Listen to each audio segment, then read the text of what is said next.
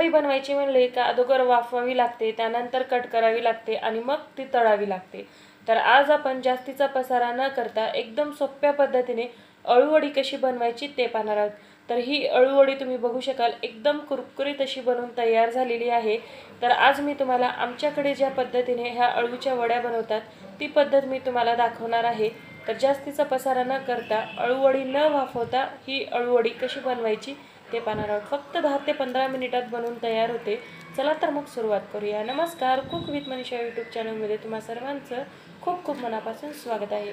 Recipe सुरू करण्याआधी तुम्हाला एक निवेदन आहे, तुम्हाला जर आजची ही रेसिपी आवडली तर एक लाईक नक्की करा, चॅनलवर नवीन असाल तर सबस्क्राईब करा, बाजूचं बेल आयकन क्लिक करून ऑलवर क्लिक करा, त्याने माझ्या व्हिडिओचं प्रत्येक नोटिफिकेशन सगळ्यात आधी तुमच्या मोबाईलवरती येईल। तर सगळ्यात आधी इथे आपल्याला एका बाउलमध्ये 1 कप बेसन घ्यायचं आहे आणि पाव कप इथे आपल्याला तांदळाचं पीठ घ्यायचं आहे। तांदळाचं पीठ घातल्याने ही अळूवडी एकदम खुसखुशीत बनवून तयार होते।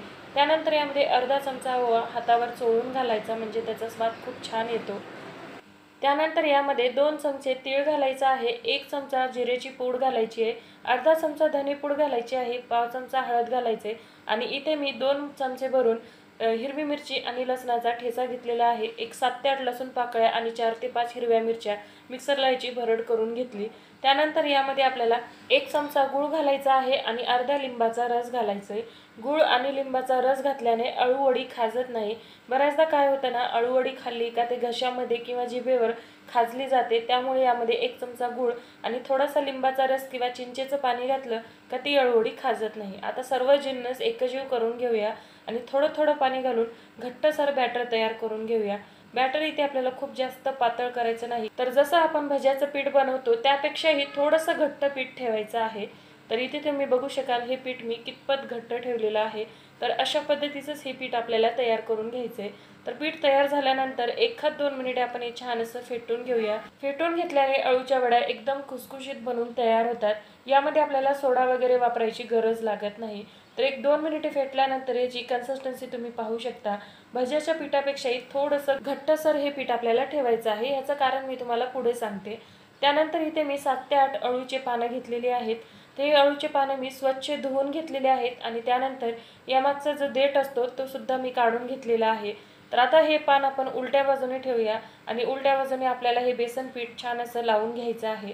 बेसन पीठ छान असं घट्ट ठेवलं का पीठ पण छान असं लागलं जातं आणि अळूवडी आपण जेव्हा तेलामध्ये सोडतो ती सुटत नाही, कारण आज आपण अतिशय वेगळ्या पद्धतीने ही अळूच्या वड्या बनवणार आहोत। अळूच्या पानावरती बेसन लावताना एकदम कडेपर्यंत आपल्याला हे बेसन पीठ लावून घ्यायचं आहे।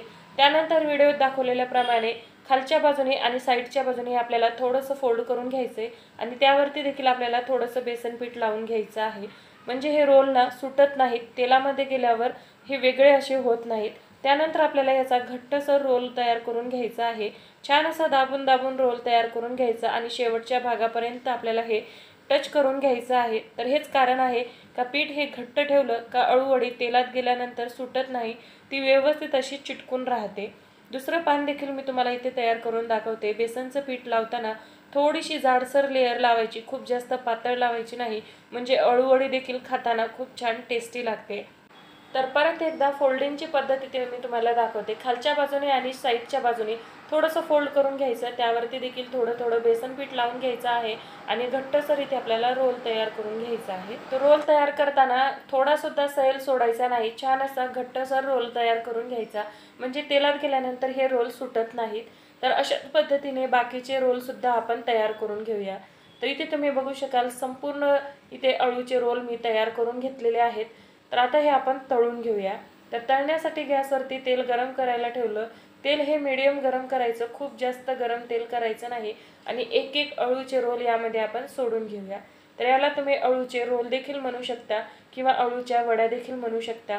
आमच्या आईकडे ना लहानपणापासून ह्या अळूच्या वड्या अशाच पद्धतीने बनवल्या जायच्या, पण तेलामध्ये फ्राय न करता आमच्या आईकडे ह्या वड्या तव्यावरती फ्राय करून बनवल्या जायच्या। पण आज मी तुम्हाला डीप फ्राय करून दाखवणार आहे, कारण बऱ्याच जणाला तव्यावरती फ्राय केलेल्या वड्या आवडत नाहीत, त्या डीप फ्राय केलेल्या आवडतात। तुम्ही तव्यावरती देखील ह्या फ्राय करून खाऊ शकता। तर इथे तुम्ही बघू शकाल ह्या अळूच्या वड्या आपण छान असा गोल्डन रंग येईपर्यंत तळून घेतलेल्या आहेत, एकदम क्रिस्पी झालेल्या आहेत। तर आता ह्या वड्या आपण काढून घेऊया।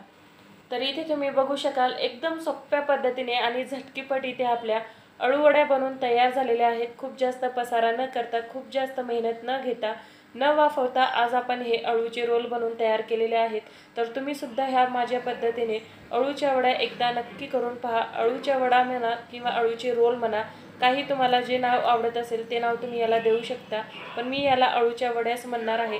आणि आमच्याकडे अळूच्या पानांना चमकुरा असं म्हटलं जातं. तर तुमच्याकडे काय म्हणतात ते सुद्धा मला कमेंटमध्ये नक्की सांगा. तर आता मी तुम्हाला एक अळूची वडी खाऊन सुद्धा दाखवते. तर याचा तुम्ही आवाज ऐकू शकता, किती क्रिस्पी बनवून तयार झालेल्या आहेत.